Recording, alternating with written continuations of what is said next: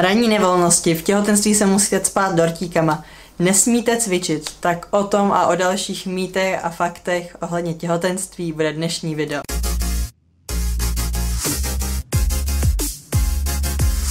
Ahoj, jmenuji se Michala De Martina, pokud mě ještě neznáte, tak tady mám YouTube kanál, který se týká mého života, většinou se to točí ohledně mateřství, já nevím, těhotenství, ohledně dětí, ale ohledně taky různých věcí, které se dějou v mém životě, takže se určitě koukejte, odebírejte, lajkujte, budu ráda, když se budete koukat na moje další videa, který vám tady dám, anebo se můžete potom podívat na můj kanál.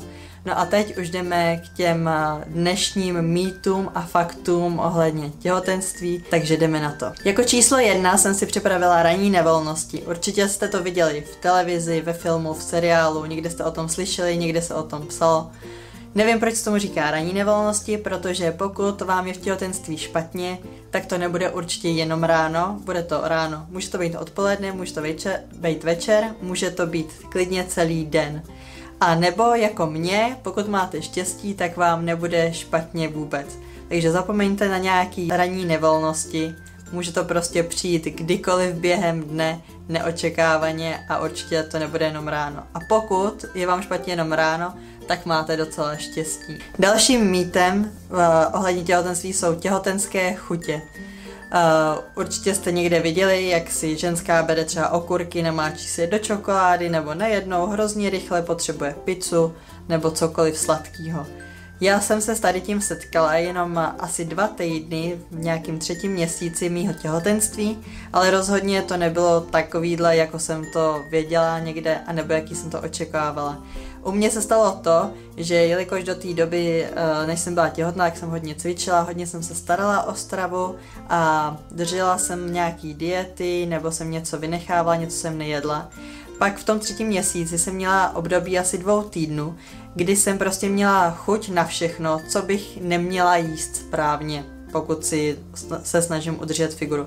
Takže jsem přežívala na toastech, na smažených věcech, jako hranolky, smažák a tak. A prostě cokoliv, co bylo zdravý, nebo to byla zelenina, bylo to ovoce, tak to jsem nemohla prostě ani vidět. Pak jsem byla hrozně ráda, že jsem ty 2 týdny přežila, a nabrala jsem během toho strašně moc váhy a vypadala jsem v tom 3. měsíci jako v 6. a nebylo to moc dobrý. Ale potom už mě to přešlo a celé těhotenství jsem přežila bez nějakých větších chutí, který bych normálně třeba neměla. Takže těhotenský chutě neznamená to, že opravdu celý těhotenství vás to bude provázet, je to možný, že vás to bude provázet, ale je to určitě mýtus, který si myslím, že neplatí úplně pro všechny. S tím se pojí i číslo 3, který tady máme s těma mýtama a faktama, a to je, že si musíte dopřávat. Všichni vám budou cpát dortíky, dej si tohle, dej si tamhleto, musíš si dopřávat, jsi těhotná, miminko to potřebuje. Opravdu, věřte mi, miminko nepotřebuje jít šlehačkový dorty, těžký krémy.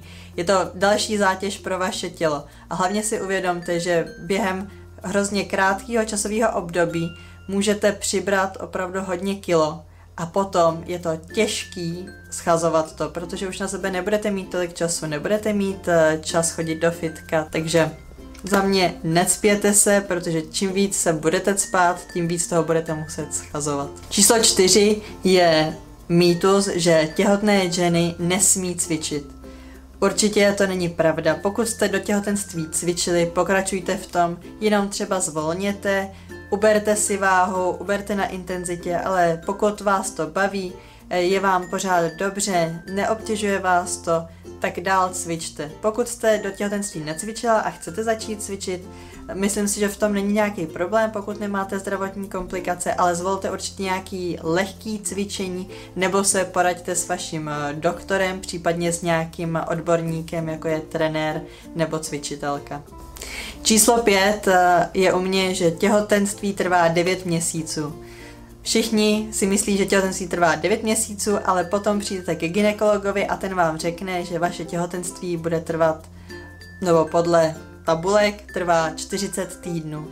Těhotenství se počítá na trimestry, které jsou samozřejmě 3, takže třetiny toho těhotenství, a potom už se jede podle týdnu.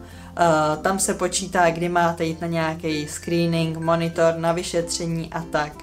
Takže těhotenství trvá 40 týdnů, nepočítá se to na měsíce, ale vaše okolí, vaše kamarády a lidi, kteří se v tom neorientují, tím nezatěžujte. Radši si to přepočítejte na měsíce a sdělte jim tu informaci v měsících. Chlapeček nebo holčička. Sice vám řeknou, třeba na sonografu v nějakým tom 3., 4. měsíci, jo, vypadá to jako chlapeček, vypadá to jako holčička, ale tam si můžete být jistý tak na 90%.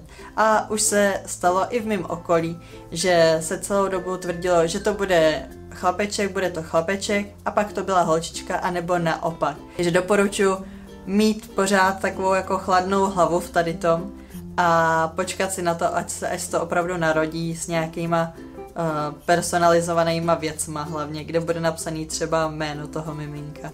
Jako číslo 7 jsem si připravila mýtus, že těhotenství je nejhezčí období ženy. Opravdu je to krásné období, čekáte to miminko, těšíte se na tu rodinu, ale nemusí to tak být.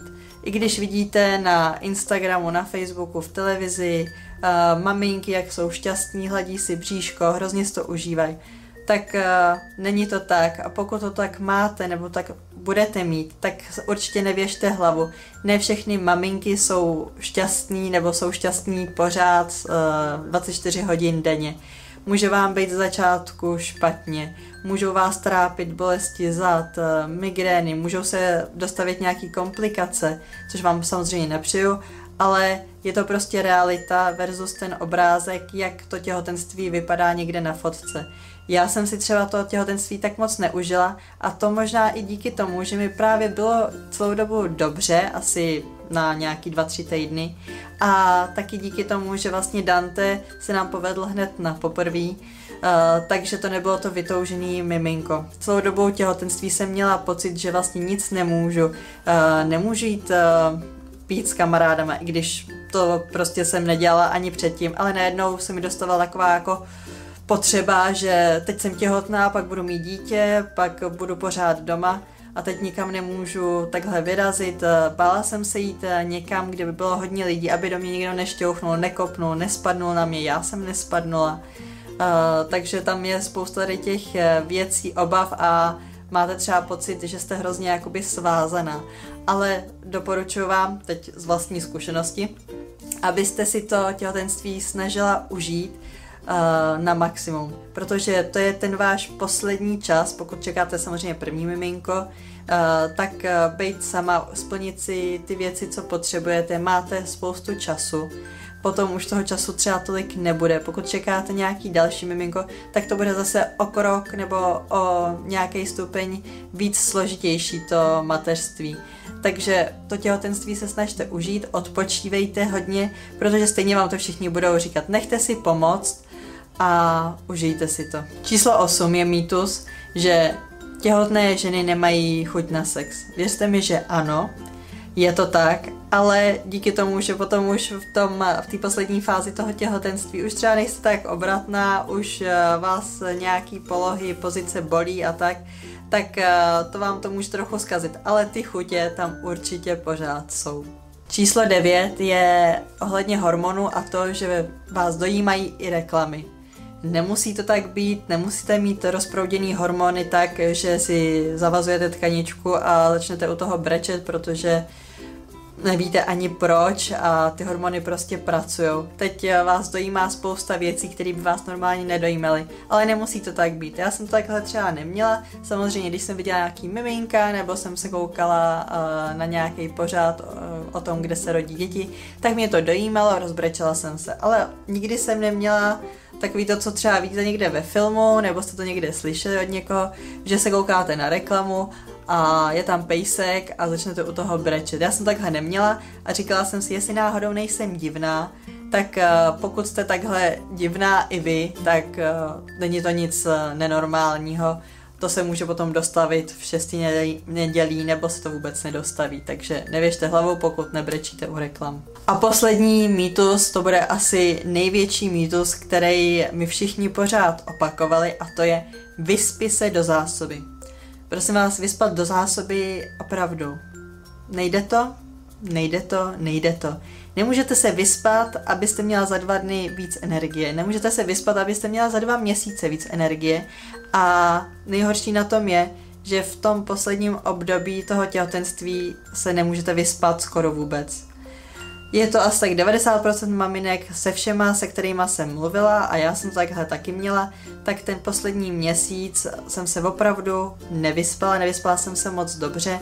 Za noc jsem vstávala 2x, 3x na čůrání, potom jsem se pořád budila, nevím z jakého důvodu, celý den jsem potom byla unavená, polehávala jsem, ale je to asi z toho důvodu, že v tom těle se děje strašně moc procesů. Teď to miminko se ve vás mele, nedá vám spát, jste prostě těžší, ten organismus musí toho zpracovávat víc, je to velká zátěž na to tělo a prostě nejde to spát, takže v tom posledním období, co byste se chtěla nejvíc vyspat a všichni vám to budou pořád říkat, tak to prostě nejde a nedá se s tím nic dělat.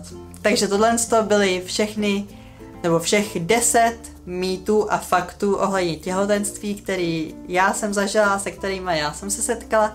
Budu určitě ráda, když mi do komentářů napíšete, se kterýma mýtama a faktama jste se v těhotenství setkali vy, nebo jste to viděli u vás v okolí. A budu se na vás těšit zase u dalšího videa. Tak jo, ahoj, papa!